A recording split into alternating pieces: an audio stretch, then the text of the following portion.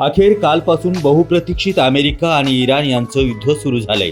जगातील सर्वोच्च सरकार असणाऱ्या अमेरिकेला इराण दबलं नाही। लहरी अध्यक्ष ट्रम्प यांनी जंग पछाडूनही इराणने अमेरिकेचा एकही प्रस्ताव मान्य केला नाही। इस्रायलने अनेक महिन्यापूर्वी इराणशी खाजून जे काही प्रकार केला त्यामुळे इस्रायलला मोठ्या बदनामीला तोंड द्यावं लागलं होतं। कोणे एकेकाळी इस्रायलला घेरून ठेवणाऱ्या 5-6 देशांना चिमुकल्या इस्रायलने पाणी पाजलं होतं। निर्णायक विजय देखील मिळवला होता आणि अखेर इस्रायलला घेरून ठेवणाऱ्या देशांना युद्ध करून इस्रायलला हरवता येणार नाही हे मान्य करावं लागलं होतं। आज म्हणा किंवा आधीपासून म्हणा अमेरिकेच्या राजकारणावरती यहुदी समाजाचा आणि त्यांच्या अतिश्रीमंत उद्योगपतीचा प्रभाव आहे। 50च्या दशकाच्या अखेरास पाश्चात्य देश आणि अमेरिकेच्या मदतीने इस्रायल हा देश उभा राहिला। ज्या देशाची जमीन इस्रायलला देण्यात आली त्या देशांना याबाबत काहीच करता आलं नाही। यासिर अराफत सारखे नेते भारताबाहेर मैत्रीचे संबंध राखून होते। अराफत यांनी इंदिराजींना आपल्या बहीणच मानली होती, त्यामुळे भारताने इस्रायल सोबत कधीच संबंध स्थापित केला नव्हता। तरी इस्रायलचा दबदबा अगदी परवापर्यंतचा कायम होता। काही महिन्यापूर्वी झालेल्या चकमकीत इराणने इस्रायलला चांगलंच गहाळ केलं होतं आणि आज इस्रायलची 70% जनता बंगरमध्ये राहते ही वस्तुस्थिती आहे।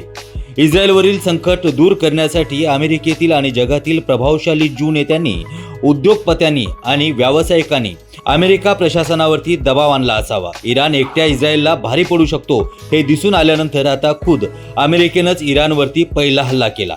तो हल्ला झाल्यानंतर इराणने तात्काळ मध्य आशियातील कतार, सौदी अरेबिया, दुबई वगैरे सारख्या अमेरिकी तळ असलेल्या देशांवरती क्षेपणास्त्राचा असा काही मारा केला, त्यामुळे इराण ही काही कमी नाही हे दिसून आलं। इराण काही इस्रायल सारखा चिमुकला देश नाही। इराणजवळ तेलाचे मोठे साठे आहेत। नाही म्हटलं तरी इराण अमेरिकेला काही दिवस तरी पुरून उरू शकतो। ज्याप्रमाणे बलाढ्य रशियाला जंग पछाडूनही युक्रेनचा 10 ते 15% पेक्षा जास्त भाग काबीज करता आला नाही हे खरं आहे। युक्रेनपेक्षा इराण कितीतरी पटीनं संपन्न आहे। त्यात पुन्हा चीनकडून इराणला सर्वतोपरी मदत मिळत आहे। म्हणजेच आता अमेरिका इस्रायल विरुद्ध इराण अशी लढाई नसून इराण सोबत चीनही आहे हे मान्यच केलं पाहिजे। कालपासून इराणचे सर्वोच्च नेते खामोनी हे मारले गेल्याचं वृत्त अमेरिका आणि इस्रायलनं जाहीर केलं आहे। त्याच्या इराणतर्फे इन्कार देखील करण्यात आला आहे। अली खामोनी यांच्या कुटुंबातील काही सदस्य निश्चितच मरण पावले आहेत, पण खामेनी सुरक्षित आहेत असे इराणचे म्हणणे आहे। मात्र खामेनी निश्चितच मारले गेले असतील तर त्याचे कट्टर अनुयायी त्यांच्या इच्छेनुसार अमेरिकेविरुद्ध संघर्ष चालूच ठेवतील असं दिसतं।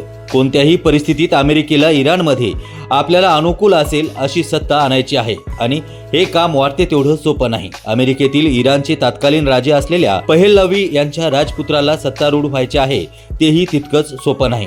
त्यामुळे सध्या तरी जगात सर्वत्र हाहाकार उडला आहे। अरब देशापासून भारतापर्यंत असणारे शियापंथीय मुस्लिम एकजूट झाले आहेत। पुढे ही लढाई आणखी मोठं रूप धारण करू शकते। ट्रम्पच्या दादागिरीमुळे युरोप आणि खंडातील देश अमेरिकेबरोबर उभे राहतील की नाही याची शंका आहे। इराणने कालच स्पष्ट सांगितलं आहे की लढाई तुम्ही सुरू केली आहे, पण त्याचा शेवट आम्ही करू। या लढाईचा भारतावरही विपरीत परिणाम होणार आहे। कच्चे तेल महाग होऊ शकते आणि भारताला तर 90% तेल आयात करावे लागते। या तेल आयातीचा मार्ग इराणच्या सरहदी जवळच आहे, त्यामुळे भारताला त्रास होऊ शकतो। सध्याची परिस्थिती निकटच्या काळात कोणते वळण घेईल आज तरी सांगता येणार नाही। युद्धखोर देशामधून येणाऱ्या बातम्यांवरती कितपत विश्वास ठेवावा याचं गणितही लवकरच सुटत नाही। निकट भविष्यात हे युद्ध अधिक भडकेल तर जागतिक शांतीला धोका निर्माण होईल। या युद्धाचा पारिपाक आहे असं या ठिकाणी दिसून येते।